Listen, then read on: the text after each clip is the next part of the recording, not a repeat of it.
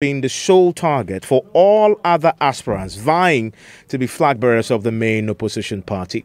Well, today he sent out a strong team of delegates to make the formal presentation of his letter of intent to the General Secretary of the NDC. The team was led by Ghana's former ambassador to the United States, Daniel Ohinejekun. Well, John Mahama is Ghana's first one-term president in the Fourth Republic and also delivered the NDC's biggest defeat yet in a general election when he lost by almost 1 million votes to the current president, Nana Akufo-Addo. Well, Daniel Ohinejekun says Mr. Mahama has learned the lessons of the past. We are only a small representative group of the widespread support behind John Mahama's comeback. We have all come on board this mission to work for the re-election of JM, guided by lessons from our recent past, and going forward, we will constantly bear in mind those lessons not only during the campaign for flag bearer of our great NDC, but also in the 2020 election campaign, and very hopefully in the government we shall form in January 2021.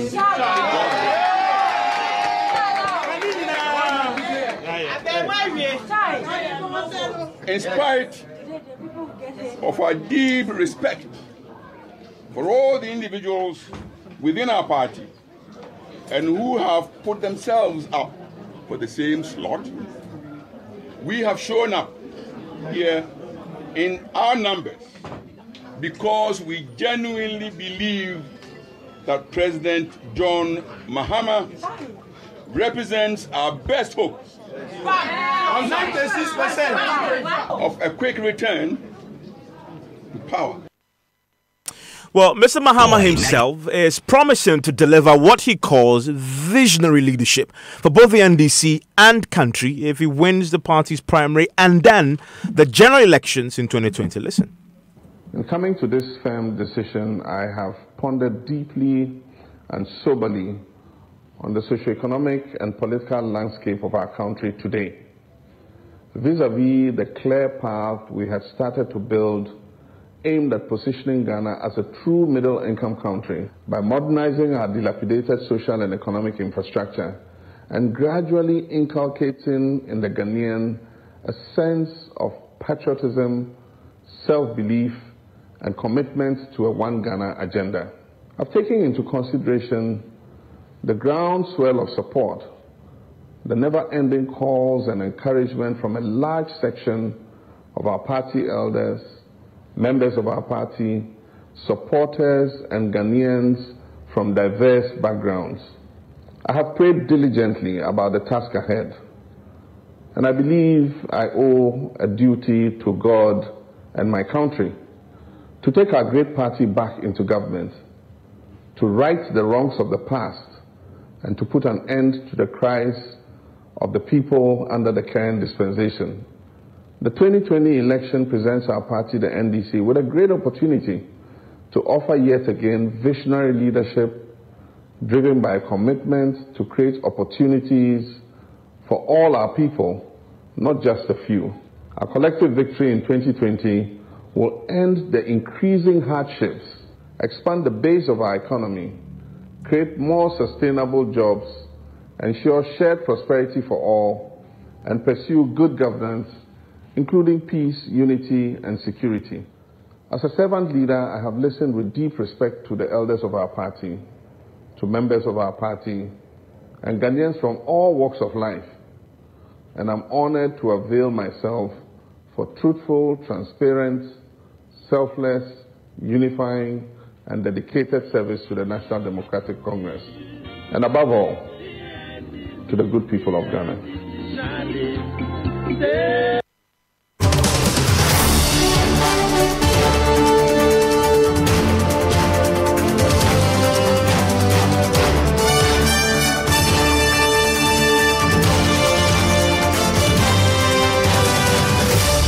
Well, my colleague Parker Wilson was at the NDC headquarters for us and joins me in the studio. Parker, ahead of the John Mahama formal declaration of intent today, his other contenders had been targeting him. The party have had cause to complain about the lack of civility in a campaigning so far, especially since Second Deputy Speaker Alban Bagbin began his campaign. What did the General Secretary of the NDC say to the Mahama team when they submitted their letter today? Well, he took the opportunity to remind them that this campaign should be devoid of vilification, mudslinging, brandishing of ego. I mean, all these things should be relegated to the background. And that for the national executives of the NDC, if any candidate is found culpable of some of these acts, the person would have to face the disciplinary committee. We can listen to the General Secretary. We have already quoted our Constitution to remind all the contestants about the need to be decorous in your pronouncements when you are on the campaign trail. And we have also pointed at the various sections of the Constitution that deal with our disciplinary code. And if the history of some of us is anything to guide you, we intend to hold your feet onto fire. So please, if you don't trouble will not trouble you. So make sure, if you want to lead the National Democratic Congress, you abide by the Constitution of the National Democratic Congress. We have key opponents whom we intend to dislodge from government. So they will definitely be interested in the outcomes of our elections. So we are fully aware that even as we undertake these processes, our key opponents will do everything to throw some sand in our gari. So we must open our eyes very well, and when we see signs of those things happening, we must nip them in the bud. And Evans, you mentioned that the delegation was led by Ambassador Daniel Ohene Ejakum. Now, he assured the leadership of the party that for the John Dramani Mahama campaign team, they will make sure they work in tandem with the principles of the Constitution. We can listen to him. On behalf of our candidate, we can assure the party executive that we will be duly guided by the principles and the philosophy of our parties in conducting our campaign. John Dramani Mahama's team will be guided by the principles of our party and our philosophy to ensure that throughout there will be a decent campaign without throwing mud at each other. So obviously they intend to stay within the rules, right. And we've already had steps being taken by the party to sanction others like Alban Bagbin, etc., who seem to have said things that the party find offensive. I know there are a number of individuals, very prominent party loyalists, who came to back the former president, someone like former Deputy Education Minister Samuel Okudzeto Ablakwa. Did he explain why his choice? It was for him. It was an exciting moment for him and that of the NDC as well, because he said that the former president listened to the plea and responded to the masses, because he knows that John Dramani Mahama is the man who can recapture power for the NDC. And one thing he's going to do for John Dramani Mahama, he will ensure that all the MPs and their constituent rally behind him and endorse the candidature of John Dramani Mahama. This is a defining moment. This is a day we have all been waiting for. He is the man of the moment. He is the man of the people. And you need to really go to the ground. Listen to the ordinary Ghanaian. We as members of parliament, we know who our constituents want. Right. We know the instructions we have from our constituents. They are saying that at this moment, the person who is best placed to lead the NDC to the promised land and rescue this country from the mismanagement and the maladministration which is unfolding before our very eyes is His Excellency John Dramani Mahama, if you like. And so why do you want to experiment? Why do you want to risk an entirely new candidate who you are not sure of the prospects? So today is an exciting moment for us. We are very excited, we are ecstatic, and we pledge to support the candidature of President Mahama, you can be rest assured that we are going to do all we can do as members of parliament to bring along our constituents and to deliver victory. As I have said elsewhere, I am not expecting anything less than 85% victory for His Excellency President John Dramani Mahama. 85% margin of victory for John Mahama. That's what he's predicting. But for him to get that, he needs the rank and file of the party, the grassroots, to back him going forward. And I'm wondering whether some of the foot soldiers showed up. Remember, in the backdrop of the Kwesi Botcho report that said that in lead up to 2016, grassroots had been neglected, etc. Did they show up to support him? Grassroots, ordinary folks? In their numbers, they were there to support the John Dramani Mahama team. Now, they are saying that they'll do everything to ensure that he emerges victor of the presidential race. I'm so excited today. I'm so happy John Mahama have responded to our call for him to come and lead us again. And I'm so excited. I feel like crying. And I say, look, let us all join forces together. And then, as a family, back Mahama and kick this government out in 2020. You can never compete with an all-time winner. Mahama is an all-time winner and all-time hero. You can't compete with him. So how do it's an insult. That? I don't know, I can't express my feeling. I'm overexcited. The love is deep. The love you have for him is very deep. It's like 500%. Like, I don't even know the kind of word I will use to express how I feel right now. I feel like I'm top of the world. You know, GM is above all. The others are just wasting their time. You heard voices there of ordinary members of the NDC who had thronged the party headquarters to support him, John Dramani Mahama. In the last hour, 94 NDC members of parliament have issued a statement declaring their support for John Mahama. They call themselves MPs for JM, and they have finally released the complete list of MPs who signed a controversial document endorsing Mahama. Remember that the MPs in the House who backed one of the candidates, Professor Alabi, had dared the Mahama loyalists to produce that list. And Mahama loyalists have said, they'll produce that list in good time. Well, they have. Let's go through a few of the key names there. And I've just been joined by one of them in the studio. I'll disclose his identity shortly. But my colleague, Master Baba, has the list. Master, this is a tall list of what, 94? Exactly, 94 out of the 106 members of parliament we have. What are some of the key? Let's go to Ashanti region, for example. They have, who are the MPs? Okay, so we have Alex Adomako-Mensah. He's the secretary, Afram Plains member of parliament. We also have Mohammed Bawa Brahma, secretary, Idras Sechi Dumase. Also joining me in the studio, by the way, is my colleague from the political desk, Malik Dabo. Malik, in Ashanti region, there's a name missing there. Can you guess who? That is the minority chief whip. Mutaka Mubarak. His name isn't member part of parliament for Asawasi. His name isn't part of those who've endorsed John Mahama in the list that they produced. Is that a surprise? Quite, but not quite.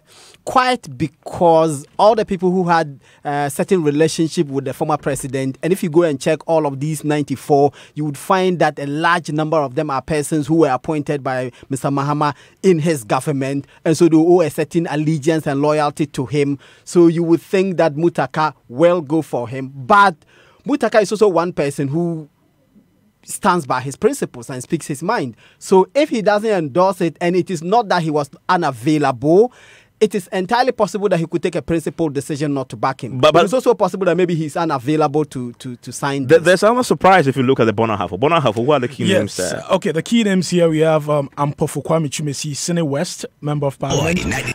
Ahmed Ibrahim, Banda, member of parliament. You have Alaji Collins Dauda, Executive South, and then but conspicuously missing Dr. Kwabena Dufo, Pro East. No, that's Dr. Kwabena Donko. Donko rather. And now Dr. Kwabena Donko is an interesting omission because he was a former appointee of the John Mahama administration. He was a minister responsible for power.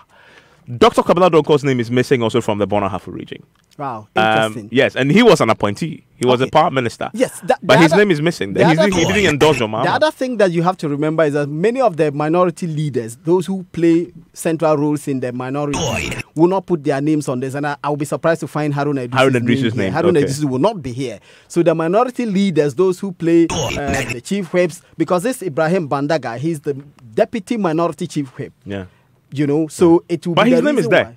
No, his name is not there. Okay, we'll check that. No, this Ahmed is MP. Ibrahim. Ahmed Ibrahim is the MP for Banda. No, that's different. Yes, that is that is. So the leaders okay, so that explains the leaders are not putting their names because they are leaders. Absolutely. Okay, but how do you explain Dr. Kwabena Donko's name being absent from the list of MPs on the Bona Half Regime? Because you argue that it appears that most of those endorsing Mahama from Parliament are the circumstances under which he lost his job as power minister. You note that even his appointment itself was controversial because when he was not in government, he was criticizing the Mahama government for his handling of the power crisis. So when he was brought in fact, the thinking at the time was that the president brought him in to show him, come and solve the problem. But you are sitting outside and criticizing. Remember that this is the president who had said that in difficult times, you affect a certain camaraderie from your colleagues and not criticism. And he was responding to Alban Bagbin.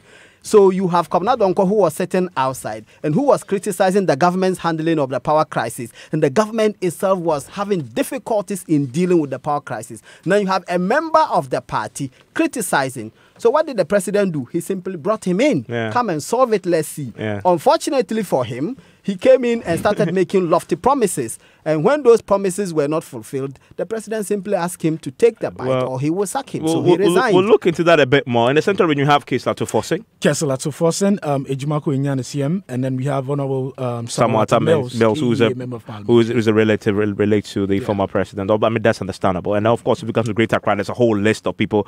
Okovanda Poi, we have Nilaya Fotiagbo, names that you expect will endorse John Mahama. Northern region, a tall list. Yusuf Suleimana. You have, Mr. Inusa Abdullahi Fuseni, who just joined us in the studio. Hello, Mr. Fuseni. Thank you, Evans. Thank you very much for joining us here on Top Story. Thank you. If you go to the Upper East, Isaac Adongo is a name that you expect Malik to endorse him. Mahama Yarega is one of those who've endorsed. Boku Centra has endorsed him. Clement Park, obviously, was a presidential staffer. Dominic Ayine was a deputy attorney general. Upper West, Joseph Yilitre has endorsed John Mahama. If you go to Volta region is an interesting one. You have some key in the Clement. Kofi Humado has endorsed him. You have Benjamin Podo has endorsed him as well. These are heavyweights in the party. Okudita Black obviously has just told us that he backs him. Fifi Kwete is also there. And then if you go to the Western region, we have Eric Affo, we have Dr. Gesson Teria, we have Emmanuel Amakofi Boa, who obviously the position was hived into two and then one of this given to Dr. Kwabena Donko. And then we have Samson Ahi as well. Okay, so let me bring in Mr. Nusa Fuseni. Mr. Fuseni, tell me, why do you back John Mahama? Why do you support him? First of all, we have... And let me thank you so very much for this invitation to be part of this discussion, and also to thank your listeners for making time to listen to us. First of all, to say that we have tremendous confidence in the ability of John Dramani Mahama to lead us to victory come 2020. In fact, he represents the best option for the NDC. And that's why we have reposed enormous confidence in him. Best. You have Professor. You have the likes of Professor, the former Joshua Alabi, Professor Joshua Alabi, likes of Dr. Kospio Gabra. You have the likes of Sylvester Mensah. What makes him the best? Yes, so we have the likes of all those you have mentioned, but amongst them, he stands tall. What makes him stand tall? Because he has got pedigree. What is a pedigree? He delivered the biggest defeat yet. No. But he delivered the best transformational agenda this country has seen since Nkrumah. Really? Yes. That is such a big deal. That's a big deal, Evans. It's a statement that you make, but you must back with evidence. Yes. Where's the evidence to support? The evidence is everywhere. The evidence is in the recent commissioning of the airport. That's the evidence. The evidence is in the infrastructure development, the roads and the interchanges. The evidence is in the schools. The evidence is in the roads. The evidence is in the hospitals. The schools he never finished. Oh, but he started. Yeah, but he promised to finish. That's why I said since Nkrumah, how many did Nkrumah build? Nkrumah built 59. 59 secondary schools. He's built more than 59. He never finished all the schools, but he built more than 59. So just cast your eye around the country, and you see tremendous infrastructure that was started, completed during this time, and some being completed now. And yet, yes, and yet a historic number of Ghanaians overwhelmingly rejected him. If what you're saying is true, Nkrumah was overthrown through a military coup. Well. John Dramani Mahama was kicked out first in the Fourth Republic by close to 1 million people. Yes. How do you make that comparison? You can make that comparison when you understand the dynamics of politics. First of all, John Dramani Mahama was fighting a Herculean tax in the sense that we've got an 8-year cycle in this country. President John Evans Atta Mills had done 4 years, or almost 4 years. John Dramani Mahama completed the term of Atta Mills and did his own 4 years. In effect, NDC had done 8 years, full cycle. What John Dramani Mahama was trying to do and what NDC was trying to do was to break the jinx and get NDC do more than 8 years. Mind you, after 8 years, there is that despondency.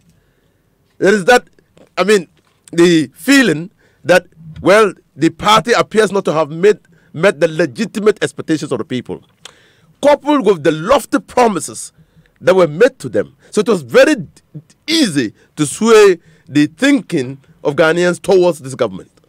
And that's why, in fact, I was told during the campaign that turnout will be low. And you know, in elections, when turnout is low, it goes against the sitting government. And when your people refuse to go and vote, in fact, they are indirectly voting the other party. And that's why you talk of 1 million vote difference, because NDC suffered a low turnout. And so our members did not turn out to vote. And that's why you always talk about... Your members did not turn out to vote because, why? They couldn't distinguish between a Mills 4 years and a John Mahama 4 years? Which is what you're saying. Our members simply did not turn out to vote because, one, there was despondency. Why was there despondency? Because they felt that their felt needs had not been met. By who? By the NDC government. By John Dramani Mahama. Who was the exactly. Okay. So why is he the best guy? A person who neglects his own people, you say is the best guy to lead the party in 2020? He never neglected the people. But he said the base. The base was a cumulative effect, mind you. It was a snowballing effect. Okay? Just cast your mind back. Recall the period before the demise of President John Evans Atta Mills. Indeed, we had got leading members of the opposition and even some members of the NDC saying that John Evans Atta Mills was going to be a one-term president. Recall. Yeah. Now, so you have a build-up of frustrations. John Dramani Mahama tried in his own way to meet the legitimate expectations of the people of this country, and particularly the members and sympathizers of the NDC. They felt that he had not done enough. Now, coupled with, like I said, what MPP was promising them, they saw reason to fall for the promises of the MPP. MPP was able to whip all their supporters out of their homes to vote for the MPP. And so the lack or fall in turnout worked against the NDC.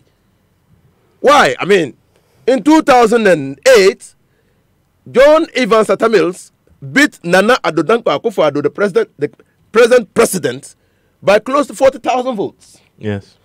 John Dramani Mahama beat Nana Akufo-Addo in the first round by close to 120,000 votes. That's in 2012. 2012. Yes. So in the first round. What I'm saying is that what's the point of that? When he lost the one he stood by himself without anybody helping him. Yes. Because remember that in 2012, Atta Mills was the candidate until July. Yes. So he lost in 2016. He lost heavily. By reason. Heavily, yes. Yes.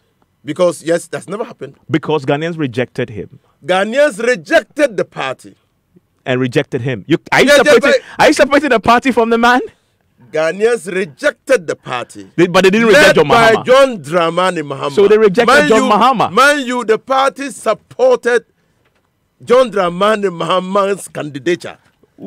And so when the party rejected the NDC, they indirectly rejected John Dramani Mahama. And by rejecting John Dramani Mahama, the party went into opposition.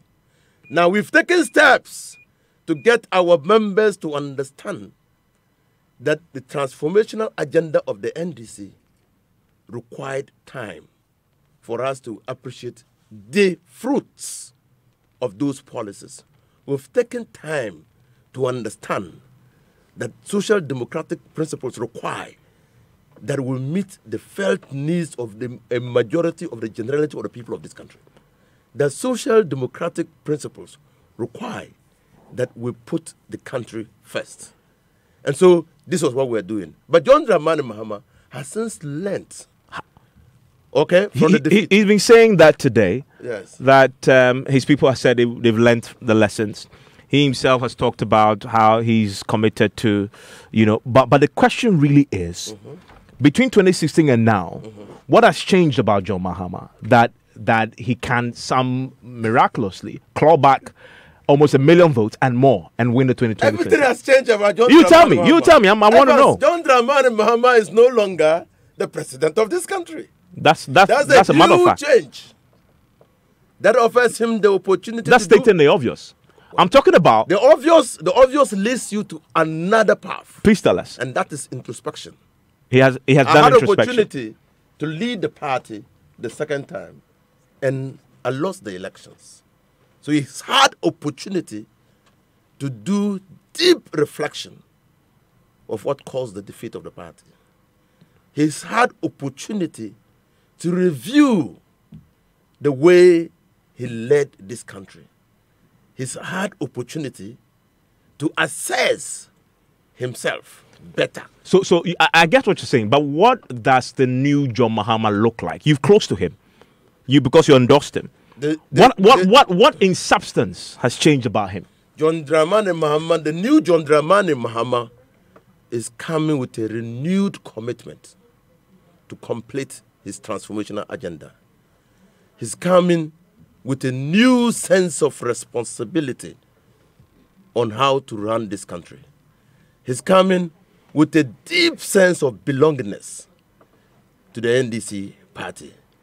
He's coming with renewed energy and zeal to meet the felt needs and legitimate expectations of this country. There's a question to that, which is, for us as humans, the best way to judge if a man has changed is to see who he surrounds himself with.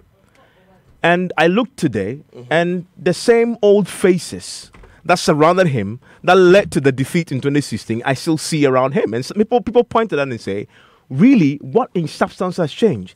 The man hasn't changed, the brains behind him, the people who supported him, the people he surrounded himself with, the same ministers who he appointed, who collectively led him to the biggest defeat ever in the party, are the same former ministers and MPs who are still endorsing him. His advisors are still fundamentally the same. So really, what has changed about John Mahama, apart from his reflection and introspection, etc.? I don't think that you expected John Dramani Mahama to go outside the party to find new group of people to surround himself with. I don't think that's what you are suggesting. No, but we've seen, for example, I'm saying that each and every the host of your party, the stalwarts of your party, backing Professor Alabi, right? That's blood that you haven't seen in active NDC politics for a while. But they decided to back another person, not him. People were hoping, in your party have said, that he would reshuffle the pack around him. But the middle name of the party is Democratic. Okay. And so, and that includes the democratization of opinion. I mean, and support. I mean, if Ambassador Gbeho decides to express his support openly for one of the candidates, Professor Alabi, I mean, nothing stops him.